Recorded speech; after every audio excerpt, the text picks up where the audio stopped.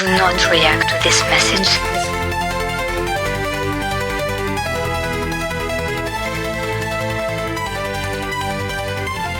Allow me first to apologize. I do, like many of you, appreciate the comforts of everyday routine, the security of the familiar, the tranquility of repetition. You must follow my directions very closely. You're in grave danger. Understanding our past determines actively our ability to understand the present. How do we sift truth from belief? How do we write our own histories, personally or culturally, and thereby define ourselves? How do we penetrate years, centuries of historical distortion to find original truth?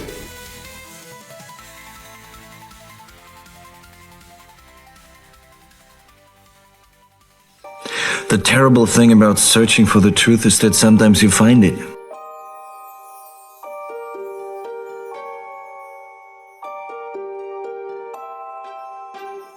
This is your nautical lantern on the dangerous seas of darkness.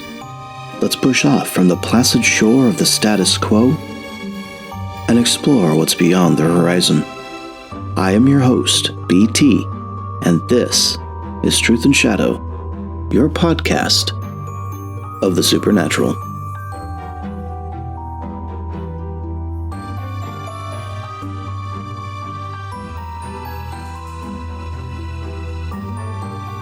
How many of us has actually grown up enamored by the Knights, the Templars, the Hospitalier?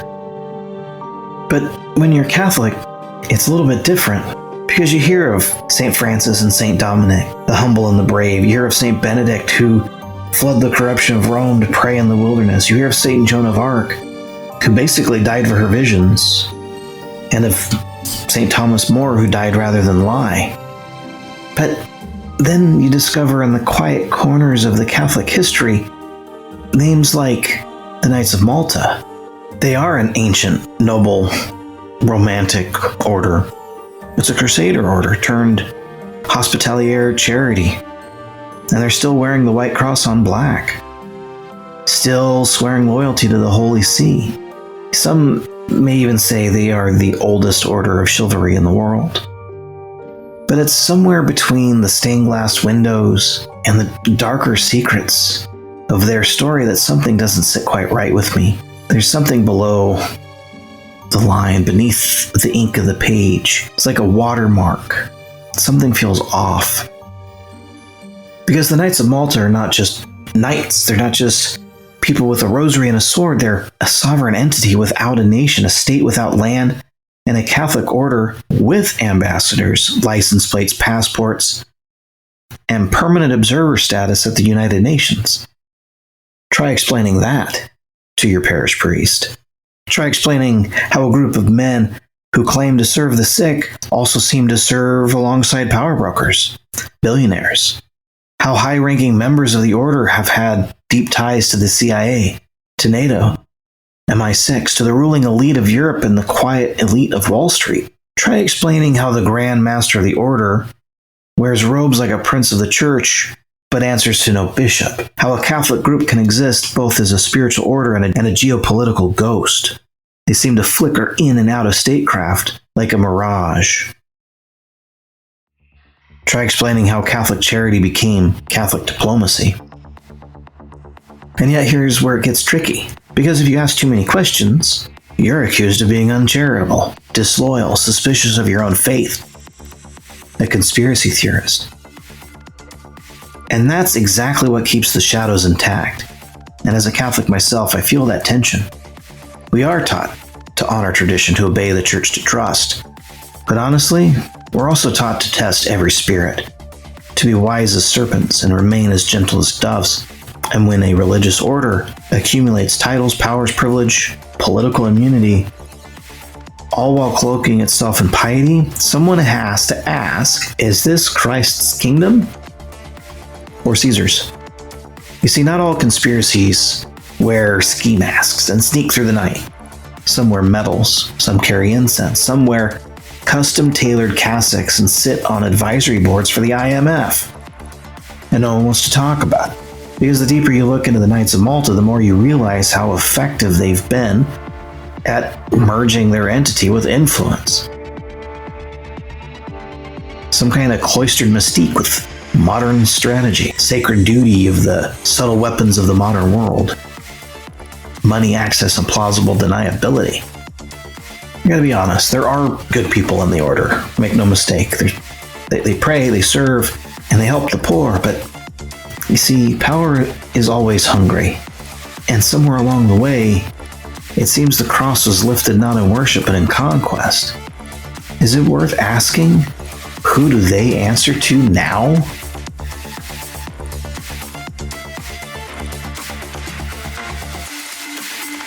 Tonight, this will be our quest.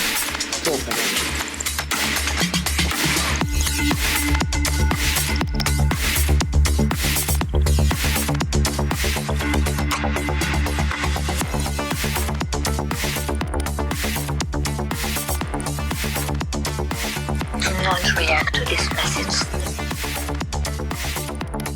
Do not react to this message.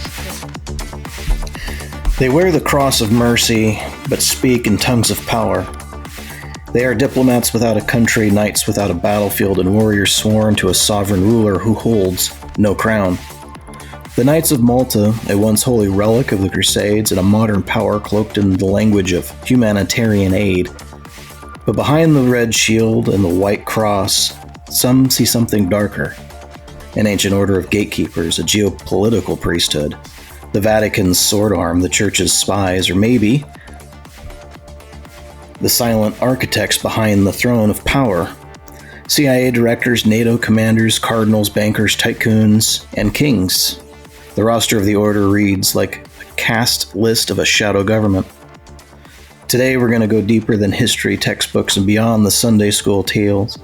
We're going to examine what happens when faith meets force, when sacred vows are whispered in the halls of military command, and when symbols carved in Jerusalem's stone begin showing up on Pentagon walls and UN flags. We're going to talk about the Sovereign Military Order of Malta, its ties to intelligence agencies, the Vatican's Cold War strategies, Operation Gladio, how the same order that once guarded pilgrims to the Holy Land may now be guarding the gates of a very different kingdom. Is the order merely a remnant of Christian chivalry, or is it a surviving organ of empire, power, and global control? Joining me is a man who's no stranger to the twilight where religion, power, and secrecy intersect. He is the black archivist of occult power, the reluctant cartographer of invisible empires, the shadow walker, pattern seer, William Ramsey. Welcome back to the show. Brandon, great to be with you. Glad to be here. So today we're going to be talking about the Knights of Malta, and if you can give us a history lesson where this all began and where it all ends up, that'd be great. Yeah, it's a really interesting story. It's not decades old, centuries old, but millennia old. It's a millennial old order that really started back in the original Crusades, if you remember, the Crusaders to the Holy Land. Right. And it's one of many orders. It sometimes gets confused with the Templars. Yeah. It's not. It's a separate order. And you recited the full name of the order. It's generally known as the Knights of Malta, but its full name is the Sovereign Order, Military Order of Malta, and also formerly known as the Sovereign Military Hospitaller Order of St. John of Jerusalem, Right. of Rhodes and Malta. And so their kind of primary saint is John the Baptist, as we know, who baptized Christ. And the iconography and a lot of the pictures that are in their churches and things reference back to that. And they have a specified kind of special star. It's known as the Maltese cross. It's 8-pointed. It has meaning. Yeah. It actually has meaning, and you'll see that in my slideshow. But I think you asked really great questions right there at the intro. Is it just some kind of relic? Some of the critics have said these are Christofascists or LARPers. It's LARPers have been used as the name for these guys. Like they're having fun playing dress up and playing Christian. Right. And I think that that's not true. I think the opposite is they're very serious, and they have very serious characters. And you mentioned some of these intriguing clandestine individuals, but like so many people from the really World War II and some of these characters are really remarkable And I'm not making a moral judgment, but they are remarkable characters. Galen, the head of the SS, Himmler is a member. And then we have Wild Bill, I forgot his last name, the founder of the OSS, Dulles, and some of these other characters are there. We talked in the pre-show, Jimmy Savile. Right. And there's a kind of a picture I have, which is remarkable of him with the Pope. I think it was Pope Paul II, from the guy from Poland. And he had carte blanche all the way with and it's also involves Charles III, actually, the king. But Savile had kind of carte blanche to get in and out of Buckingham Palace. We know that. And friends with a lot of the royals. So there's a lot of interesting characters, and I have those in my slides. But just to go through the history, it's 1,000 years old. They were, after the fall of the kind of Crusader Empire, they fled to Cyprus, which is that kind of island south of Turkey. It's in the news recently. Then they fought, and they had a history of fighting the Muslims. They lost the island of Cyprus. Then they went to Rhodes, right? So we have the Rhodes, which is kind of in the Aegean Sea, and then lost there. Malta is just south of the Sicily. So Italy, the boot, then the island kind of to the west of the boot is Sicily, and south of that is these 3 islands that are known as the Maltese Islands, and that's where they've been headed since, I believe, 1522. Right. And there was a famous siege there against the Ottomans, so the Muslims, and they were granted this base by Holy Roman Emperor Charles V, and for the use of those islands, the emperor requested 1 Maltese falcon. He was a famous falconer, and that's the kind of symbol of the Maltese falcon that actually comes up into our kind of modern films. It references this kind of important symbol that was exchanged by the Maltese Knights and the Holy Roman Empire. They're kind of an interesting group. It was conquered by Napoleon in 1798. So that was kind of interesting. But it's a very large and international body. They have many places all over the world in 120 countries, but they're very much a humanitarian group. They have 500 knights, dames, so they allow women in there. They'd be dames of Malta. They have chaplains. They are dedicated to public service, but they also have some interesting aspects into their thing. They have they're extra kind of, they're governed by the Catholic Church, but they're kind of independent too. Right. And they're considered their own independent kind of country. So they have their own passports that are honored by certain states. So it still has, and they have an interesting kind of home kind of house or something like that in Rome, in the Eternal City.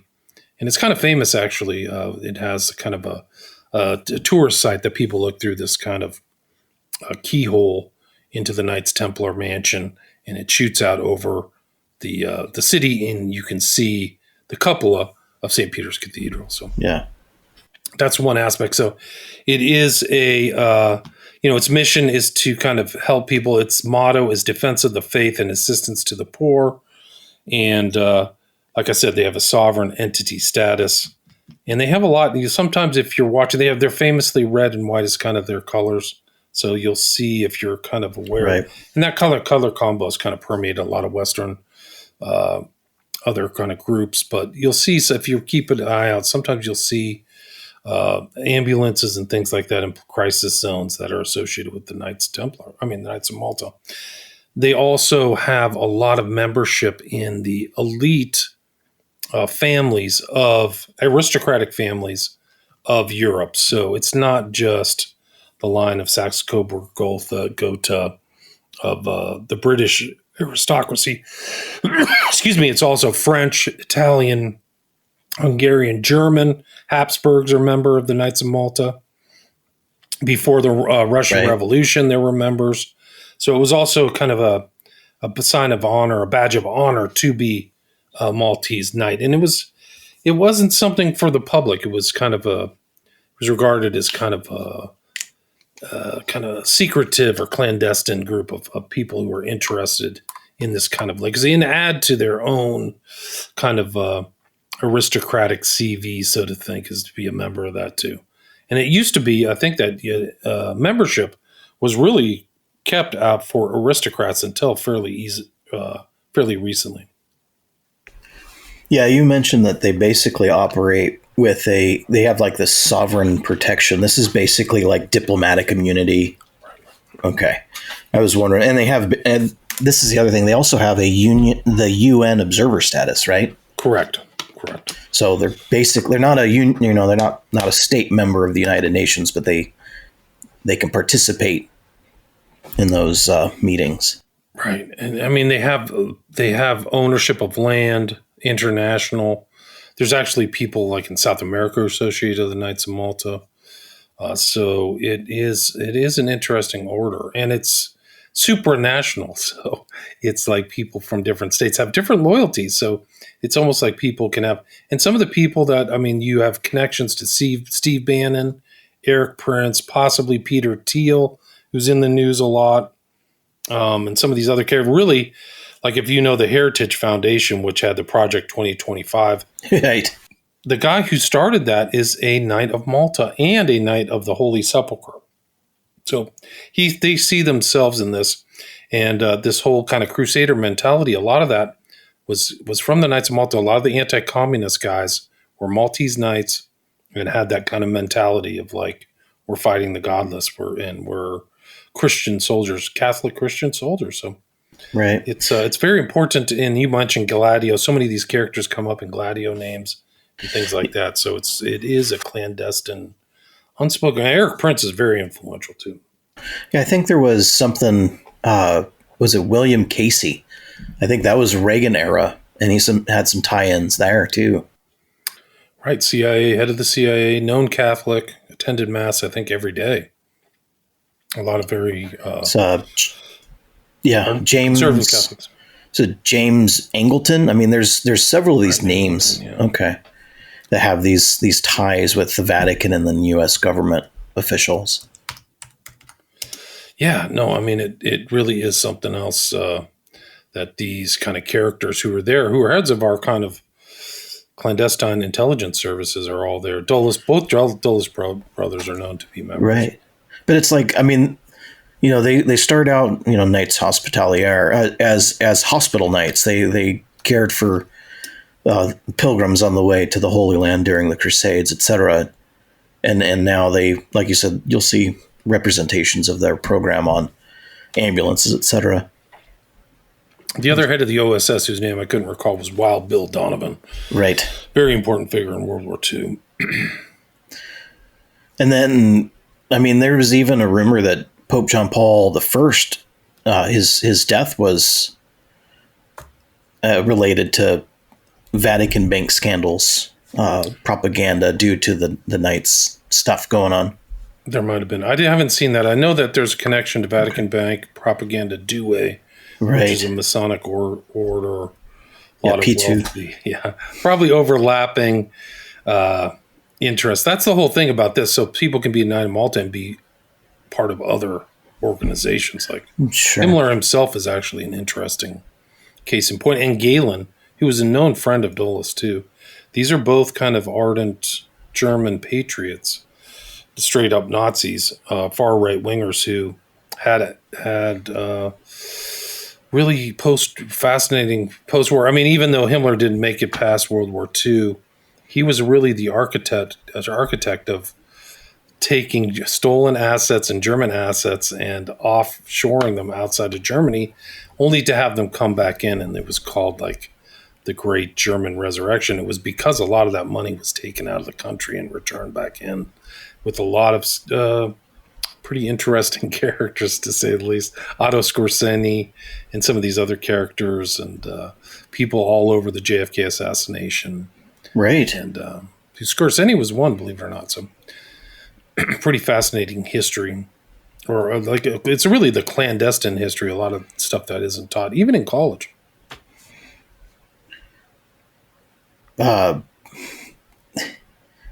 Yeah, I mean, there's like names of people that you could just look up and find some level. I mean, Harry Kissinger, Secretary of State, may have done some stuff with them. I mean, it's just Pat Buchanan claimed to be a knight in some sources. I mean, there's just all sorts of information you can dig up and find these weird connections. Because, like you said, William you could Buckley be was one too, right. which is interesting. Like he's like these, but Buchanan and Buckley are both big cultural figures on the right, and a lot of that stuff is never disclosed. I think Buckley was also a member of Skull and Bones, so he's part of this overtly Christian organization and an occult organization. Yeah, there's a connection. George H.W. Bush through the Skull and Bones. Prescott Bush was a member of the Knights of Malta. That's the information that I have. Right. So that family, I mean, maybe even George Bush is a member of the Knights of Malta. Yeah, because you can have multiple ties, like we've already addressed. Yeah. So it's really kind of a secretive power zone that nobody sees. And I've done shows also on the Pilgrim Society. Yeah. And there's this concept or duality concepts of public diplomacy as opposed to private diplomacy. So maybe us as the public, me as somebody who's not even close to any political power, we just think the Secretary of State and the president is making diplomacy. But oftentimes there's these secretive, clandestine private organizations like the Knights of Malta where things are being arranged and being played out in public diplomacy. So the private diplomacy may be the real important place where these policies are discussed and laid out and then played out, much like this Project 2025 of the Heritage Foundation, where they may be at like the headquarters of the Knights of Malta writing all this stuff. I don't know who the followers are, but the guy who's the head of it is just an incredible character. And then there's overlapping too with other powerful Catholic things. Like they just had a guy who was the head of the Knights of Columbus became the Knights of Malta. Yeah. So that's another overlapping kind of secret. Knights of Columbus are very serious, legit. I think they control billions of dollars in insurance funds, which is a market mover, like incredibly amount of money that if they put their investments in certain places, they really can change the market. So, right. Well, no, that makes sense. I mean, that's just one example. I mean, there's ties. See, the thing is there's like these weird ties with Freemasonry. Knights of Malta is a form of, and the Catholic Church is staunchly against Freemasonry, and yet there's these like little tales that are like, this is similar. There are people who are in secret societies that are very dark and have initiations involving a tomb and being reborn, right? Which are in the Knights of Malta. So you kind of wonder, how serious are you guys? I mean, the Skull and Bones is very. I mean, they probably know Crowley. They know a lot of this kind of ceremonial magic. They practice ceremonial magic. Yeah, there's a seminal rite of initiation, the bearing and rising, that's found in becoming a Knight of Columbus. It exists in there too. Interesting. I wasn't aware of that. Yeah. Initiation bodies are kind of pretty suspect. I don't know how Christian that would be, how authentically Christian it would be to be in the initiatory system. And besides the standard, the baptism, the receiving of the Eucharist, and all of those things. I mean, those are an initiatory process, but Christ's example is, I've done nothing in secret. I've done everything in public. He said that I can only verbatim. Yeah. But he's like, I've done all this stuff. I've made my stuff as public as possible. But the thing is like the secret societies engaging in secret rituals of initiation. That's the problem, and that's what the Catholic Church is supposed to be against. I would agree with that. Right. And I don't know. I don't think being a Mason and being a Christian are. They should be two distinctions. I don't know if you could be one and the other. I don't think you can be both. Is what I. Well, you can't be. Yeah, you can't be Catholic and be Freemason. But I mean, you can maybe be, Mormon or, a member of the Church of Latter-day Saints of Jesus Christ. So you saying you can be a Mormon and a Catholic? No, you can be. What I'm saying is you can be a Freemason and a Mormon. Oh, right. Right. Well, you can be a Freemason and some Protestant. Mormonism is Freemasonic. It's correct. That's another show. That's correct. Do you have any chance to pull up the slides, or are we just not going to? Yeah, we can talk about the slides. I mean, the audience isn't going to see what we're talking about with the slides. Because they're really interesting, because there's a visual representation, and it shows this really beautiful church in the central island of Malta. Yeah. And it's really remarkable because it has like great Renaissance paintings in it, depictions, but also it lays out all the tombs of these knights and how carefully and how much respect they had for each knight. They had their own kind of decorations on there for each knight that's passed away. So I think that it's very, I mean, to be buried in that church as a Knight of Malta seems to be a real sign of respect. And you're able to visit that. It's in the main city in Malta, which I can't remember right now. But Malta itself is a very curious historical place because it goes back millennia. But that church in itself is really, and it shows the kind of, there are other pictures of Knights of Malta from like the 16th century. And that church is still extant. So these like elements of the Maltese history are ascertainable. I've never, there's maybe one reference or two reference to the Knights of Malta in really newspapers. So it is interesting how much is kept out of the public consciousness. I've never seen a documentary about the Knights of Malta. I've never seen kind of anything researched in depth about the Knights of Malta. Yeah. Much like the Pilgrim Society, there's very little stuff about, I mean, these are both power centers, like it's infamous kind of in the alternate media. There are 3 power centers in the Western world: District of Columbia, City of London, and the Vatican. And these are elements like the Pilgrim Society and the Knights of Malta are in 2 of those 3 kind of epicenters of supranational world power. Yeah, one of these slides, I might use some of these and try to figure out how to put them up. But I mean, like, I grew up through the 90s, and there was a video game series that came out that in the Asian countries was released as Biohazard 1, 2, etc. In the United States, it was Resident Evil. Right. Yeah, they use it. And the big bad guy in Resident Evil was the Umbrella Corporation, and the Umbrella Corporation symbol is quite honestly an 8-sided or an 8-pointed star. It's the Maltese cross, yeah. Right, modified. But that's not the part that's really interesting. The part that's interesting is a biological research lab that uses pretty much the same logo, just offset in different colors, right in the city where the coronavirus originated. Interesting. Yeah, that's right here in one of your slides, man. Yeah, and so that's like the first slide that symbolizes the 8th: the loyalty, piety, honesty, courage, honor, glory, contempt for death, solidarity towards the poor and the sick, and respect for the church. So.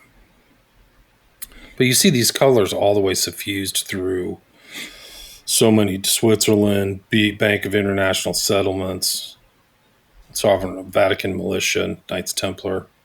But some of these names that are in here, Alexander Haig, we know him. J. Edgar Hoover, Knight of Malta, he's involved really running kind of domestic policy in the U.S. for decades. Philby, great trader, one of the Cambridge Five. Clay Shaw's a Knight of Malta, right there in the center of the JFK assassination.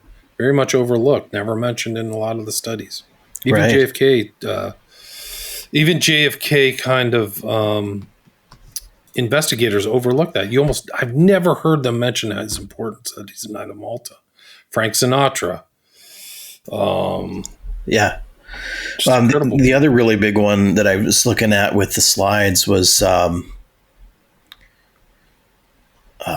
was it? Oh, so Pope Francis a while back dissolves their leadership and establishes like a new constitution for them. This is, a couple of years old. Yeah, very recent. So they're in the news recently. So it was Bergoglio. Right. Yeah, this was well before he had passed away. He had gone in and addressed some of the issues with the leadership of the Knights of Malta, which, kind of stands out and puts them into mainline focus. But what you get in the mainline focus is obviously the sanitized account. Right. And here's the organization chart. It's really fascinating. So it just shows the Grand Masters off to the side. The Supreme Pontiff is there, but the organization, it goes back and this is the original kind of bull for Malta, Gozo, Tripoli, 1530. It's the donation. Who was it that was emperor then? Did you say it was the Holy Emperor Charles IV? Fifth. Okay. Yeah, I was trying to find if they had ties to the Carolingians, basically because we've got Queen Elizabeth II involved There she is right here. there in her Maltese cross. Right. And she was a Habsburg. Is that what I had read? Or she's definitely aligned. They used to call them the Saxe-Coburg-Gotha that's it. of Germany. And then they changed it to the Windsors after World War Windsors. I to sound less German. Yeah, that's right. The Windsor line. And yeah, she was knighted. Somehow women aren't supposed to be knighted. So that's kind of a curious thing. It is curious. There's the infamous Ghislaine Maxwell with the head of Malta, ambassador to Malta. She was really the cultural leader of that intel operation. Sure. South Africa. There's possession of the island, 1530, with all these guys have their Maltese crosses on. Overlapping stuff. You've got the Rockefellers are there, Le Cirque, which is a known fascist organization. Right. Otto von Habsburg, very famous family name. That's at the Habsburgs. Overlapping with Opus Dei, too. So a lot of the Knights of Malta are Opus Dei. Yeah. As well as Holy Sepulchre, which I've said. So a lot of overlapping, very powerful Catholic churches. A place of immense power. Yeah, I mean, they're Jesuits, Opus Dei.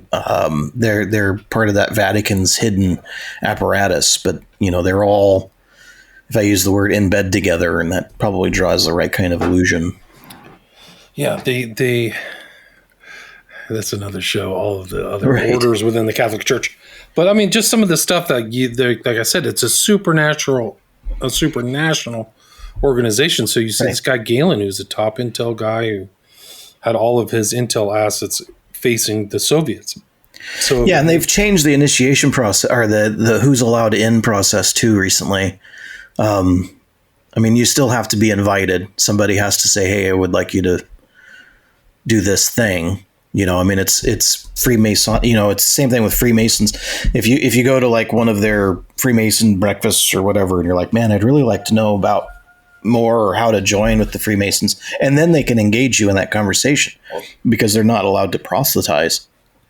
It's the same with the Knights of Malta. Right. They'll probably take some kind of oath when they get in, not to discuss it too much, but this is a giveaway. He's wearing the Maltese cross. Well, I think that there's levels, most of the individuals who are, first through third order Freemasons or first through third Rite Masons, they're not, they're just, Uncle Bob who lives down the street, they're just part of the fraternal organization, and they don't have anything deeper than, anything going on besides pizza and cookies or something. Right. And so here's how big the Maltese are. It's really only 5 miles or 10 miles. Yeah, it's a small island. Yeah, it's not very big, but they're everywhere. Valletta is the main thing. This is how beautiful the church in Valletta. It's known as St. John's Co-Cathedral. Yeah, that's where all of the knights are buried, and they have all their little tombstones, 400 tombstones, basically. Right. Caravaggio's masterpieces in there of St. John baptizing Christ. Uh-huh. Some of the symbolism, you see that kind of death's head. And some people have argued that the pirates' use of that death's head comes from the Knights of Malta, who were really very anti-Muslim and were involved in kind of piracy in the Mediterranean. Yeah, I do believe I saw one that if you look back up there, one of these, they're inscribed with the 6-pointed Star of Solomon. Yeah. And I make that differentiation because the Star of David that is commonly seen on the State of Israel's flag today is not the same. It is visually the same. It's not the same idea of the Star of Solomon, which is something that, of this age, of this tombstone. This is older than the establishment of the Israeli state. Yes. No doubt. You see the bones, crossbones, skull and crossbones. Exactly. Very common. I don't know what the Latin translation is of all this. It would be fascinating to see what those are. This is a kind of a alcove within that church. Yeah, the temple. That's the altar stone. So that's going to be the altar piece where mass could be confected or something. That's the Caravaggio in the back, right? Mm-hmm. So, beheading of St. John. With the prominent Maltese cross on both sides. Oh, it's everywhere. And above the top, yeah. This is by Titian, another well-known kind of Renaissance guy, painting a Knight of Malta, right? He's got the Maltese cross. He's pointing at it. He has rosary beads, I believe, and I think a cross around his neck. Sammy Davis Jr. Sammy Davis Jr. He's got his glasses on, and he's got his Maltese cross. It's a nice black and white photo. Cape. Yeah, he's got his nice cape. But he's got his fingers up doing the peace sign. I mean, that's a whole nother. Right. That's a whole different salute. Yeah. I mean, so it's not.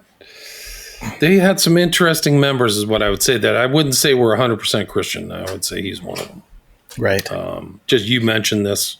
Yeah, the raccoon. About the Umbrella Corporation. Umbrella Corporation. Yes. This is the Kelly. I mentioned him earlier. Kelly is the Supreme Knight of the Knights of Columbus, also being admitted to the Order of Malta. So right. Really fascinating. This guy has a pretty cool. Patrick CV. Kelly. Yeah. But like heavily involved in, military. Yeah, Patrick Kelly. You can look him up on Wikipedia and see gobs of information. Same with the Supreme Knights. What's that of the Knights of Columbia? 1.9 million members, 15,000 councils, and operates an insurance company with $109 billion of life insurance force. It's a huge sum of money, guys. Yeah, just off the charts. Yeah, see, that's the whole thing that's interesting. Like with the dissolution of the Knights Templar, their banking empire had to go somewhere, and it almost looks like it was divvied out, or it was given to the Knights of Malta, who then divvied it up to other places because insurance was a thing pretty early on, and the Knights of Columbus to pick up in the Rockville. I mean, it's lots of people have these insurance controls. That's kind of an interesting banking scheme.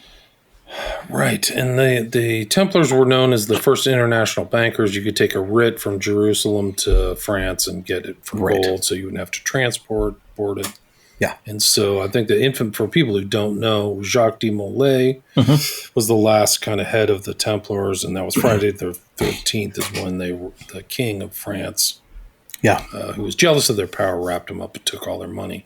But there's pretty good evidence that they just went underground. That a lot of those guys moved around. We end up in Scottish Rite and a couple of other places. Yes. Yeah. So this is just another painting of the Knights of Malta. You can see the Maltese cross there. This is the current head. His name is John Dunlap, first Canadian. Yeah, he's established after the new ordinance done by Pope Francis. I think you're right. But this is new information. This is information I found on Twitter. Like, it's there. Yeah, no. These pictures. Easy to find. Yeah, it's not that hard. But he's making the sign of initiation for people who don't know. That actually... Right. It's the open hand against the... It's the right open hand against the breast. That's correct. So he's saying he's initiated. I don't know what initiation is, but this actually bled over into the occult. So you see a lot of occultists and famous. It's like one of the signs of like silence. I see it, they do these. The hand of the thumb. I mean, there's all sorts of them. Oh yeah. This means I'm on board with the secret agreement. Yep. So you see people like this. There's a lot of celebrities. They're almost all doing this. Like I've seen Quentin Tarantino. Brad Pitt does it in Fight Club. It's very Masonic Fight Club. Yeah, this is the closed fist and the thumb facing away on the chin. Yeah. There's a similar one that's hushing the lips that I've seen too. Yeah, there's a sign of silence. Right. Anyway, these guys have all kinds of secret signs. People wouldn't believe it who aren't in it, but they really do. Dunlap's an interesting character in himself, but imagine just holding these kind of like meetings in this austere environment. There's fake orders of Malta. There's fake orders of Catholic orders all over the place. Yeah. And they're really kind of a problem. But you have to kind of different. And your friend James Day's done shows on that too. But, right. Some of these names are like big names in kind of royalty, European royalty. Duke of Castro, Prince Charles, we know of. Thornburg Edgar, some of these other people. Head of Dominican orders involved this. Like Casey, you mentioned, Dulles, Wild Bill Donovan. Yeah. I mean, one of the things that's really interesting is, do we know if we've got any overlap between these Knights of Malta and like the global death cults that you've written about? I don't know. It's a good question. I'm not aware of anything overt. I find that these are very elite kind of characters. Yeah. And people who are led in are people who are running companies and powerful. And I haven't seen a lot of my research about like the Order of Nine Angles or some of this other stuff. Right. No. Some of those members, they're almost all not, at least openly, people who come from, like heraldric backgrounds or aristocratic backgrounds. I haven't seen that at all. I've seen a lot of the Knights of Malta like that. But you mentioned this whole dissolving of the leadership and new constitution. Right. So you can read about that online. It's not very hard. There's the Pope, supposedly with the Umbrella Corporation. It's not. There's overlappings with all these people, Trilateral Commission, right. Rockefellers. It's this whole, hierarchy. I think this guy's really fascinating, Edwin Fulner. This is the head of the Heritage Foundation for decades. Very powerful guy. President of the Heritage Foundation from 77 to 2013. And then again, 2017, 2018. So like literally 40, 45 years or something like that. Right. And they are a huge impact on the conservative movement. And they just came out with that 2025 I mentioned earlier, I think. Tribute to the Maltese Falcon. I mentioned that earlier, and that turns into the Humphrey Bogart film. Right. Yeah, in the novel. Yeah. And then the same kind of St. Elmo's, one of these secret societies at Yale, uses the Maltese cross, and they pop up in our wars. That's the whole thing. Is that this isn't some kind of like group that's some kind of calcified ancient order. It's these people are active in modern military and culture. There's just absolutely no question. I'm not saying they're predominant, but these people are all suffused definitely in the right. And Seymour Hersh kind of tangled with them back during the Iraq War. And he made claims that people got really angry at that. The head people, McChrystal and other members of the Joint Special Operations Command, McRavens, were members of the Knights, and that they believed in all this stuff. And he said they were driven by an anti-Muslim crusader mentality, which they are crusaders, right? And they are anti-Muslim. Like they are fighting against Muslims. They've been doing it for 1,000 years. They see the Muslims as competitors or antagonistic religion. Severe threat, yeah. And he quoted, the people who don't know Seymour Hersh, who's probably one of the greatest living journalists out there, My Lai and all these other things. We're going to change mosques into cathedrals. That's an attitude that pervades, I'm here to say, a large percentage of the JSOC. So it's kind of like this is how you it's the get swap. in and stay in. It's the reverse. I mean, it's turning cathedrals into mosques. All they're wanting to do is reverse that. I would say that's more predominant than mosques into cathedrals. Yes. Yeah. In the Western world. This is an old thing. Eric Prince talking about a Knight of Malta tradition, but it's from 2014. He's around. He was around, when Trump attempted assassination July 2024. He was part of the commission with Bongino, somebody else kind of looking into it. So many other names, some I've mentioned, some I haven't. Rupert Murdoch, Franz von Papen, who, there were all these Knights of Malta around Hitler, which is really crazy. Galen, Himmler, and Papen was very much involved in kind of conservative. So I would say in Germany, there were like the occult conservatives and the Christian conservatives, and the kind of aristocratic Christian conservatives, and they kind of fought against the communists and the leftists. But they also fought amongst themselves, and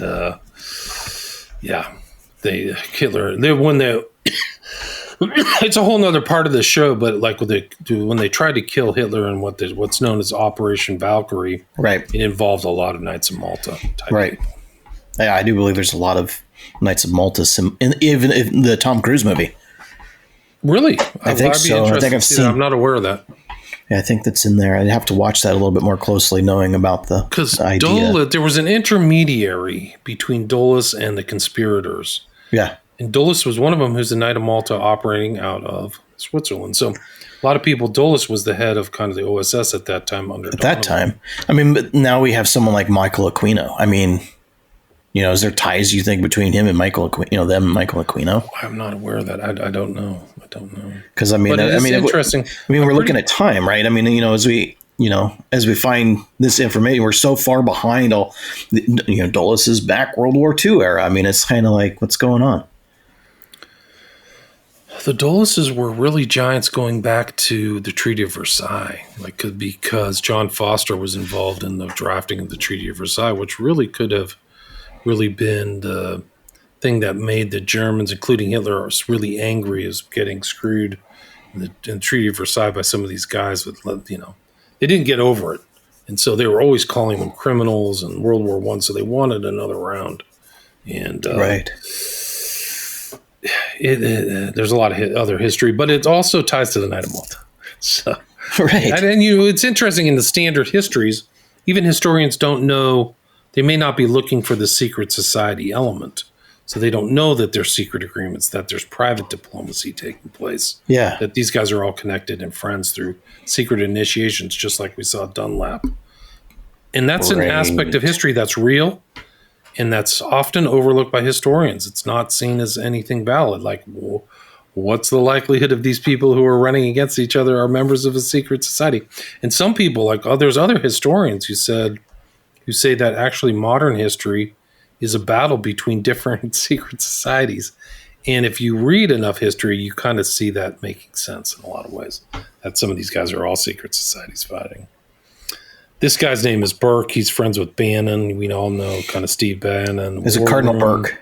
And he worked with Bannon. Right. So this is a guy who's a member of the Knights of Malta. That's Cardinal Burke, right? That's correct. Yeah. Making the sign of initiation, right? It's got a sign across his chest. Yeah, see, this is one of the more interesting things too within the Catholic Church. When you this is kind of an interesting aside. I mean, because I am Latin Rite Catholic, so. When a priest or a bishop does the sign of the cross, they take their left hand and they put it across their breast and then use their right hand for in the name of the Father, Son, Holy Spirit. But then what they'll do is they'll stand with their crook in their left hand, their bishop's staff, their bishop's crook in their left hand, and they'll put their right hand across their chest, showing the ring. And so, for some, it's obviously, the sign of initiation, but then, you've got other people that are probably not initiated because this is a normal stance that you will see acted out regularly across the Catholic community. But when we have individuals who have these clear ties, we go from they're just doing their normal positioning as a bishop or cardinal of the church, and now they're saying, I'm actually initiated, and there's my sign. They work together at something called Dignitatis Humanae Institute. As recently as, I think, 2014. Mm-hmm. They seem to have had a kind of falling out or something like that. They started some kind of teaching facility where they were going to kind of groom right-wing politicians. One of the interesting things is this woman who's very much involved in the Trump administration. She's one of the lawyers there. She's not his chief of staff, I'm not sure. But her dad is a chancellor of the U.S. Knights of Malta. His name is Janan Haba. He's Saad Haba, excuse me.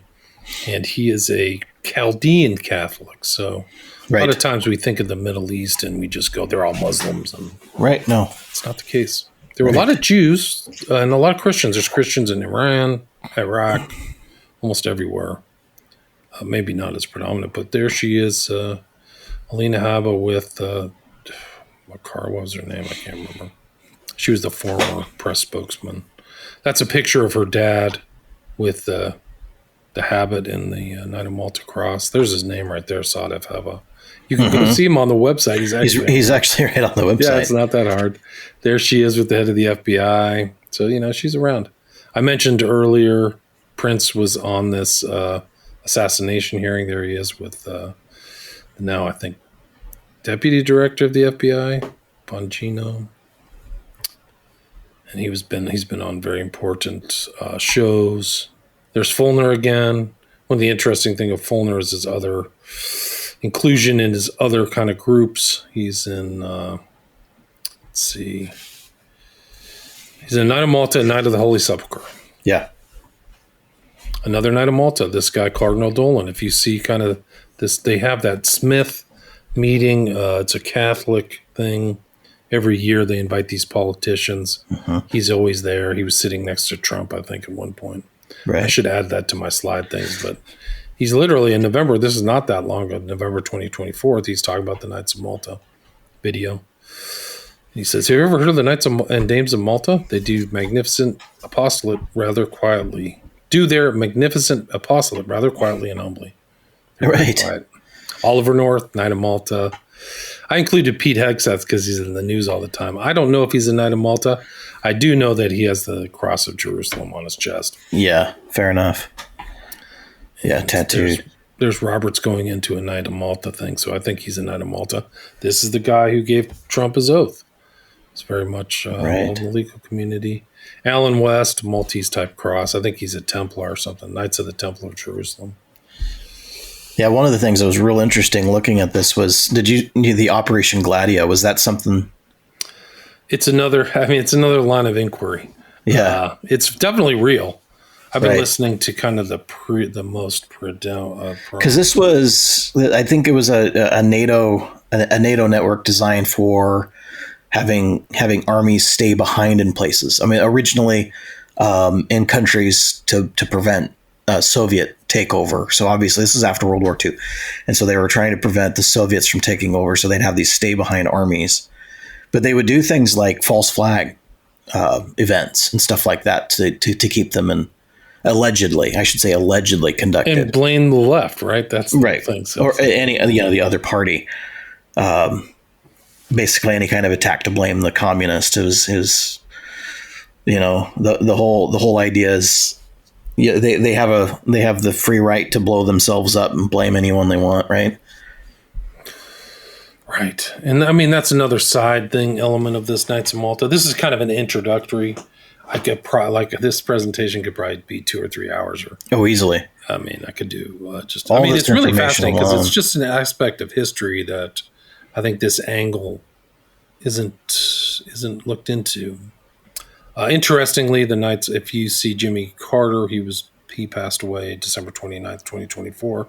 Yeah. His celebratory pamphlet had the prominent Knights of King of Jerusalem cross, right? Right. So he's probably one of them.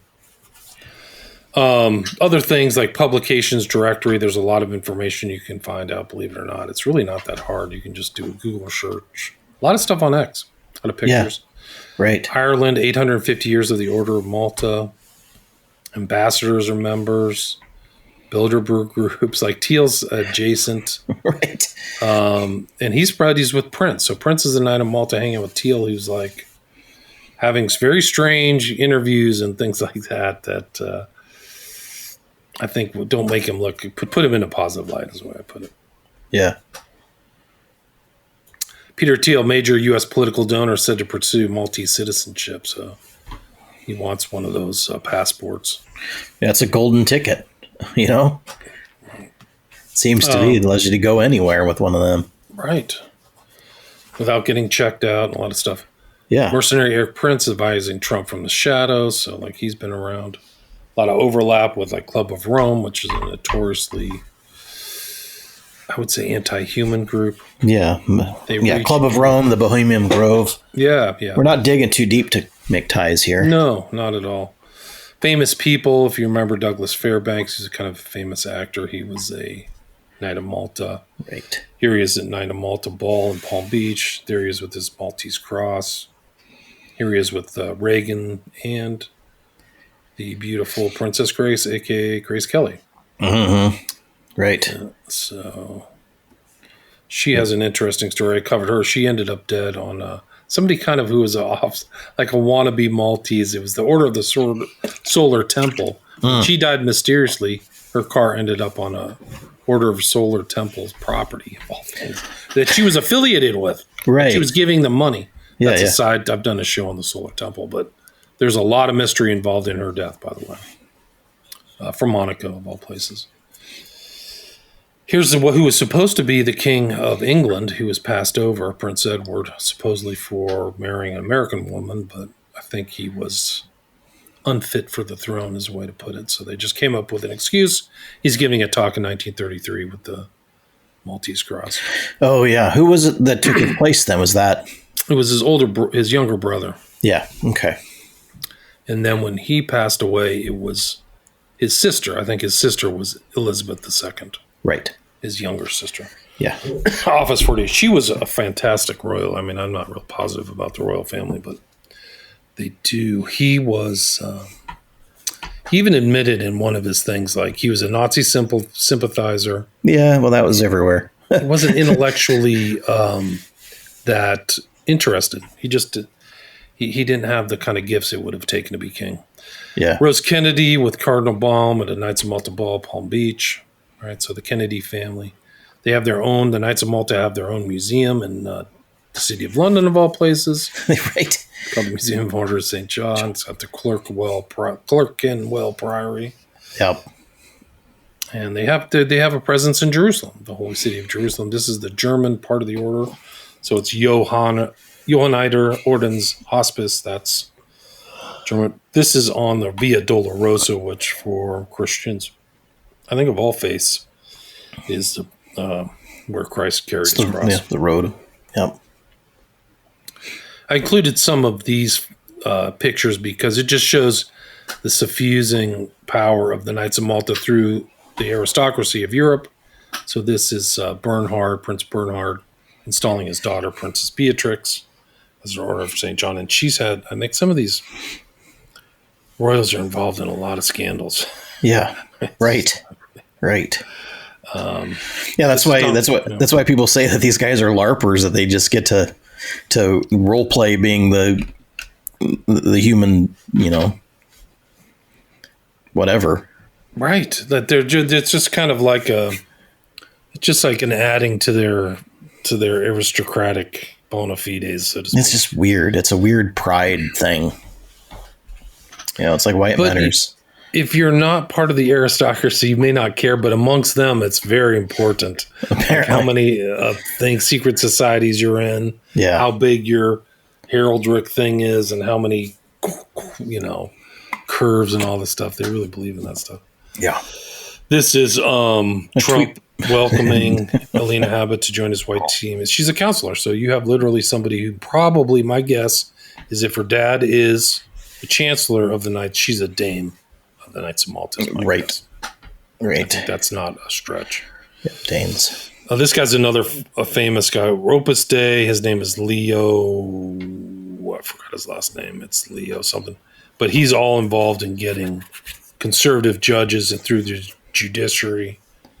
Whose name I can't remember. Yeah, so he's part of Opus Dei and part Opus Dei too. And I think to become a member of Opus Dei, you literally wear a garter. And what that means is your loyalty. And there's an order of the garter in the British royals as well. Right. But you put this thing around your leg and it digs in and you walk around with it.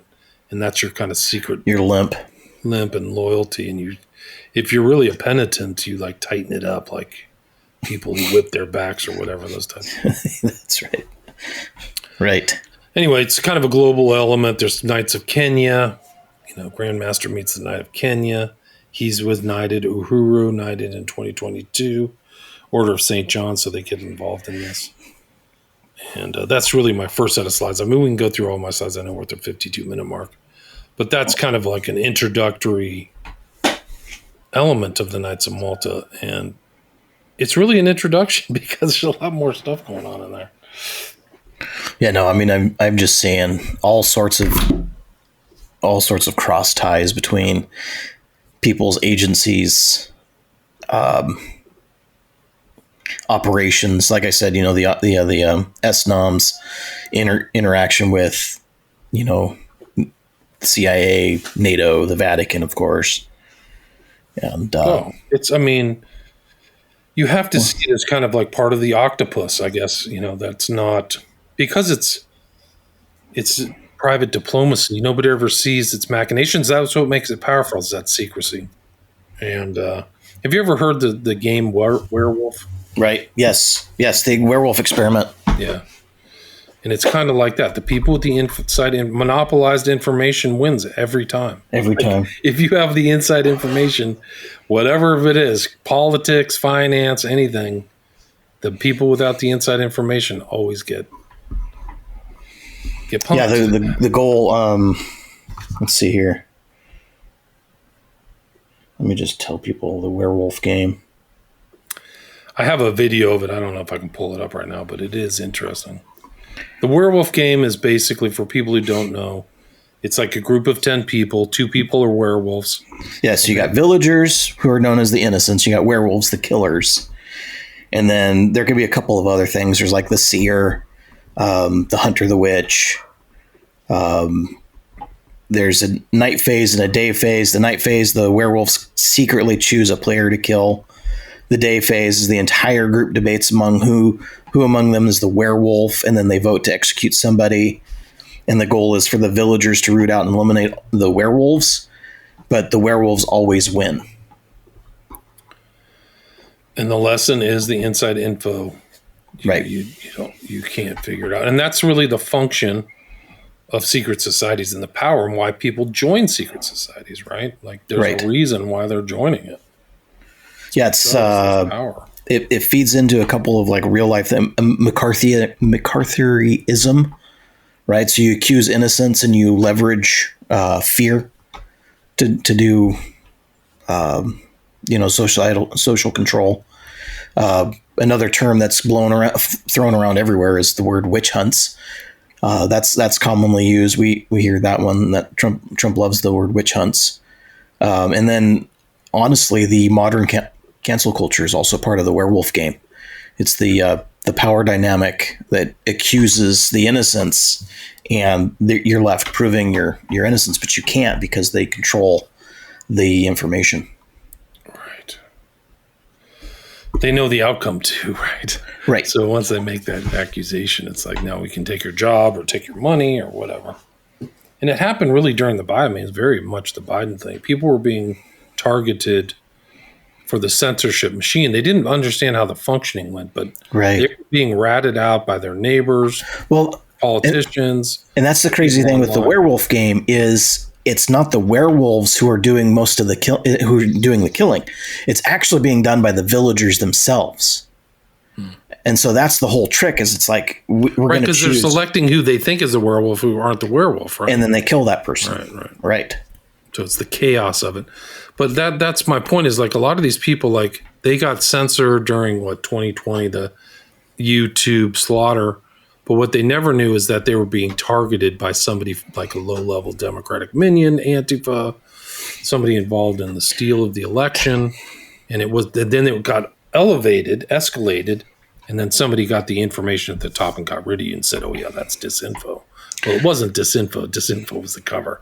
What it really was, and they also, a lot of the purpose of these censorship wasn't even about information. It was about the ability to make money, which is probably the more important thing. So a lot of these leftists are on the face, totally duplicitous, two-faced weasels, because they really care about you not making money off of telling the truth or whatever you think the truth is.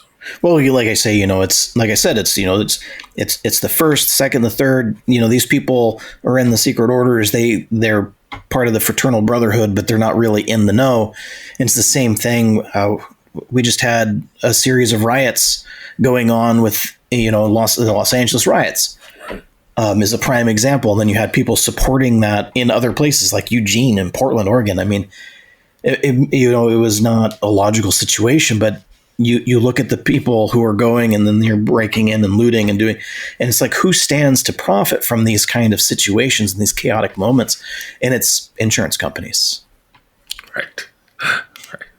Like there's secrecy behind it, and secret information and secret machinations. And you have to see Knights of Malta within that. I mean, it's really is. Right. This is actually interesting because this is Marco Rubio, who's the Secretary of State, sitting in the Church of the Holy Sepulchre, right? Right. Which Fulner is a part. This is very recent. And that's actually interesting because I believe that's a Orthodox priest, Catholic priest. Yes. And then might be a order within the Roman, like a Chaldean priest. Right. There's Alina Habba, There's Roberts, another, inauguration ceremony at Night of Malta, doing the inauguration. This is another interesting guy, Virgil DeChant, Knight of Columbus, but it just shows how powerful these guys are. He's an Order of Malta. Yeah, a there Knight you of go. St. Gregory the Great. I don't even know what that is. Yeah, but with the Knights of Columbus, the insurance companies. Right, but he's the same thing. He's like the other guy, Kelly. They're overlapping with all these 16 honorary degrees, but a very powerful guy. And he was also the consigliere of the Pope, which is really something else. Right. Like it's almost, excuse me. DeChant was serving as the consigliere to the Vatican City State. Right. So you see where the mob gets some of its stuff. The mob didn't invent a lot of the stuff, or the occult. It bled out of some stuff from the Catholic Church. Yeah, people taking it out to the streets, if you will. Yeah, so there's one of the Rothschild families with the Knight of Malta, Maltese Cross. The dude's got some chops. Yeah, he does. And then there's other kind of these. Casey and Callie means their dad is involved in the Knight of Malta. And that's RFK Jr., right? Yes, exactly. Right. This is a really crazy picture. I wish I had it in color because it's Jimmy Savile with JP2. JP2, 1982. But I think he's got a very prominent Maltese cross right on there, very gaudy piece. And I think that's if he's wearing red and white, he's actually dressed to a T for this event because that's why it should be in color, like you're saying. Yeah, absolutely. Yeah, if somebody has that in color, that'd be great. Email it to me. But he was also a Knight of the British Empire, Order of the British Empire, so he was very well put into those systems. Charles III I've mentioned. British Knights suspended by Order of Malta for writing a highly critical book about Pope Francis, so there's definitely this internal censorship or censoring of people. This is fairly in 2018. King Charles III, for us, Malta is family. This is another Maltese knight. Malta, Charles in Malta. Connection to the Sacred Constantinian Order of St. George, so overlapping again. And then the British Grand Master to the Knights of Malta on fast track to sainthood. His name is Andrew Bertie. So he's red and white, and he's got his Maltese crosses all over. So he's there with Pope Ratzinger, normally the head of the Inquisition. They don't call it the Inquisition; they call it something else. But he's basically part of the Inquisition. So those are more. I can probably pull up one more set if I don't know if you're interested to go the distance. No, that's all good stuff, man.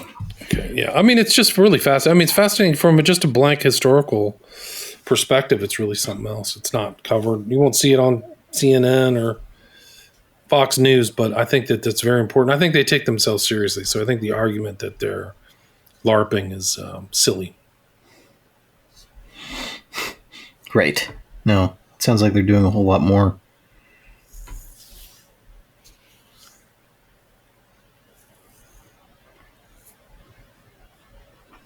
Yeah, that's good. I was just trying to see if I could find that photograph in color or something, but I'm not seeing it anywhere. What, the color one? Yeah. Yeah, I don't know. Someone will have to go find it. JP2. There's photos of Pope Leo with the head of the Knights of the Order of Malta right now out already.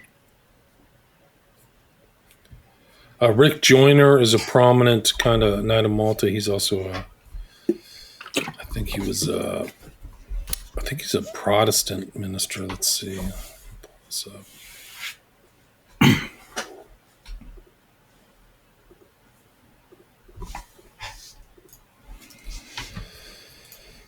Here's the current head again. Alina. There she is in red and white, oddly. Maybe she's got a white cross or she got something in white. All in red. There's Rick Joyner, Knights of Malta 2010, with Jerry Boykin, another military guy. Hegseth with Dome of the Rock behind him. Right. And he has a tattoo that says Kafir on it. He believes he's an infidel. Right. So this girl forgot her name, but she has the Cross of Jerusalem. but she was involved in the fake Epstein rollout, which was a complete joke, total idiocy. And there's Clay Shaw, Knight of Malta. Yeah, with the what's that? The CIA seal. Yeah, admitting that he's a member. Right. Never, I don't think, to my knowledge, never divulged. There's mace with the cross of Jerusalem earring. So then, there's regalias out there. Mm-hmm. This is the what's the girl who sang during World War II? But she's got all that stuff on there. What's the girl who did all the dancing and singing? I don't even remember. She's a famous World War II dancer singer. Yeah, just when she was a little kid, like 5 years old. Oh, Shirley Temple? Shirley Temple, yeah, that's Shirley Temple Black. Yeah, she's got a sword in her hands too, it looks like. She sure does. Yeah. She's got a cross around her neck. She's definitely involved. A lot of these guys in Iran-Contra, and Knights of Malta. John Siglaub, CI Director Casey, Vernon Walters, Oliver North were themselves members of either Protestant or Catholic ultramontane sects, such as the Charismatic Church of the Apostles, Opus Dei, and the Knights of Malta. Catholic Casey attended Mass daily and filled his mansion with statues of the Virgin Mary. The Da Vinci Code has nothing on what took place in Central America during the 1980s. Right. John Roberts on the Epstein list.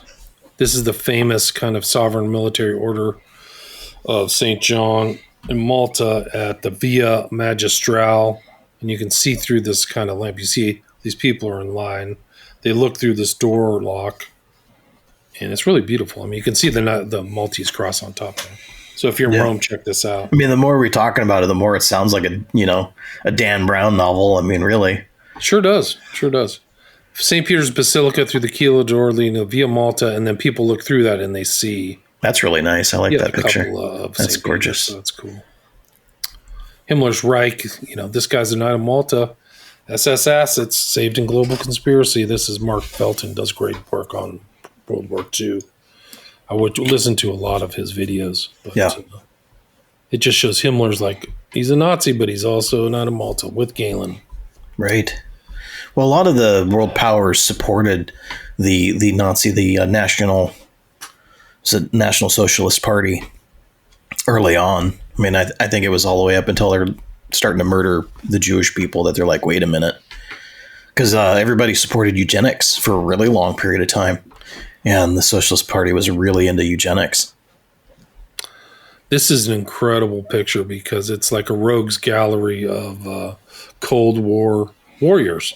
Michael Hand of Nugent Hand Bank. The guy literally cut somebody's head off or ripped his head off with his bare hands. Yeah. Ugly American Ed Lansdale, seen at the JFK assassination, amongst other things, a lot of other crazy stuff in the Philippines and Vietnam. John Singlab, Oliver North, Knights of Malta. Right. I'm pretty sure this guy's a Knight of Malta. He looks exactly like the guy from another picture I have. His name is... I can't remember. Michael King's research. He's done a lot of sovereign. Just overlaps between a lot of landed aristocracy and the Knight of Malta. So he's done Italian. A lot of these, they call these guys the black nobility. Maximus, Sforza, Colonna, Massimo, Roma, Caesar. A lot of them, Knight of Malta. Very secretive too. These guys do not like their pictures taken a lot. Miles Davis became a sovereign military order of Malta. That's the famous jazz musician. Lyndon Johnson. That's also Michael King's research. Right. Timothy Dolan, I mentioned earlier. Yep. William Buckley. Really strange guy. Joseph Kennedy. Bloomberg, supposedly. Ted Turner, David Rockefeller, Hearst. Just a who's who of characters.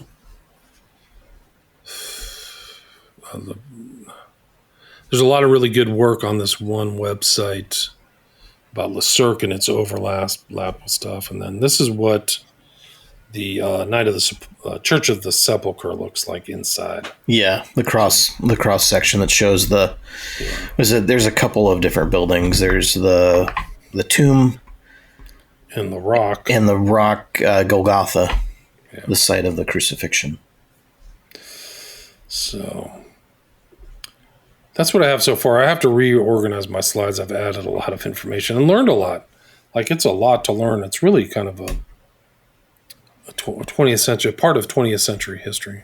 Yeah. The website that I wanted to mention about the Knights of Malta and the Pilgrim Society is Michael Chusodowski's website. I can't remember the full name of it now, but it'll be in the show notes. A great repository of these kind of sub-Rosa social groups, so to speak.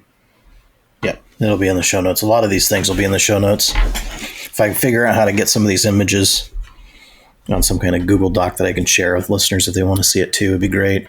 Send me a list of which ones. You can pull them right off of those slides. Yeah, I see that, and I could probably just do it. Just take some time. That's good. You working on anything new? You got something coming? Busy. I've been busy. I've worked on a lot of different stuff. I did a recent show breakdown of the great film, The Manchurian Candidate, and I did a show on that.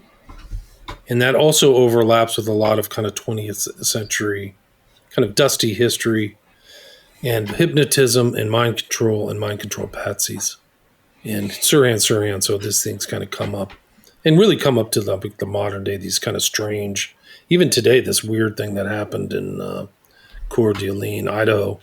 But for sure, Ruth and Mangione, who are all weird. There's just weirdly weird, strange things that are also weird, strange things about Sirhan, Lee Harvey Oswald. Right. And these guys are really strange. Yeah. They have strange. And one of the overlaps on the Manchurian Candidate, amongst many overlaps, and how sophisticated it was, written by Richard Condon in 1959.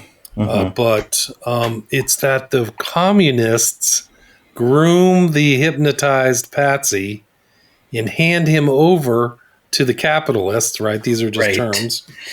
And that's kind of what happened with Oswald, if you remember. Right. He defected to the Soviet Union for a matter of time and came back, and then magically he shoots JFK. Right. And that's basically what happened with the lead character in Raymond Shaw, of all names, which ties over to Shaw in the JFK assassination. All right. Raymond Shaw's the guy who is supposed to kill the patsy.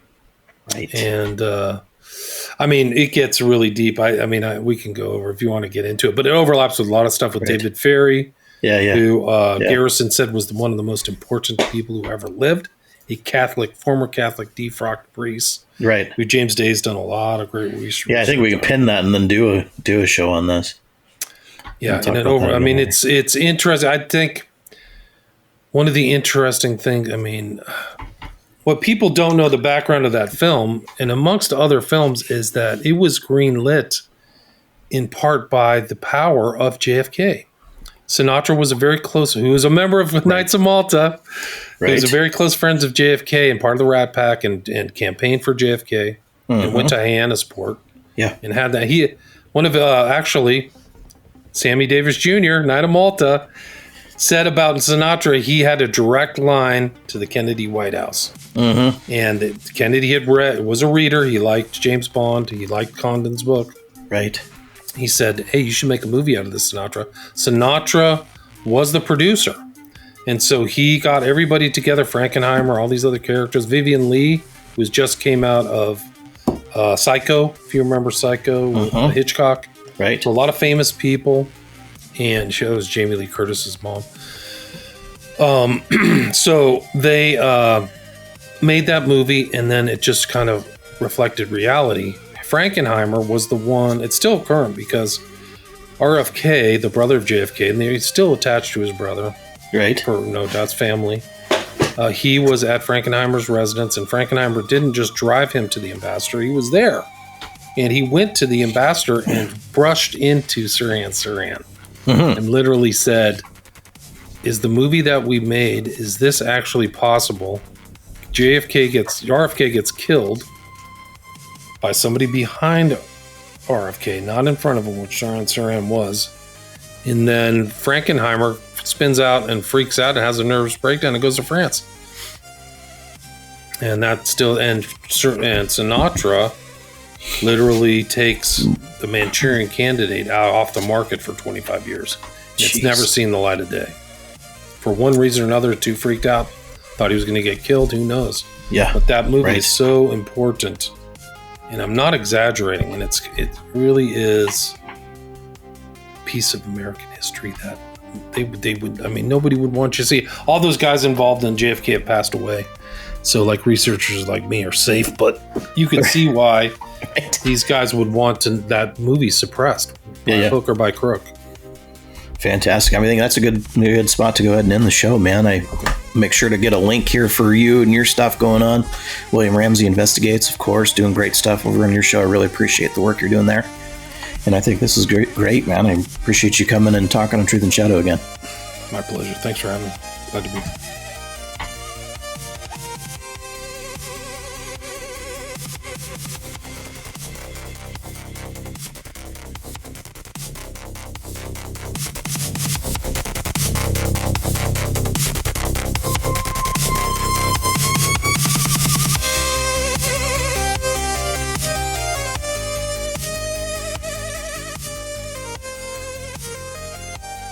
Thank you for listening. This is a free podcast based upon the value for value model.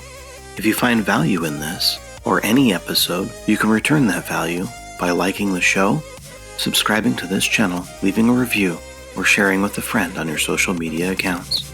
You can also donate on my website. Thank you again. This is BT for Truth and Shadow Podcast. You are the light in the darkness.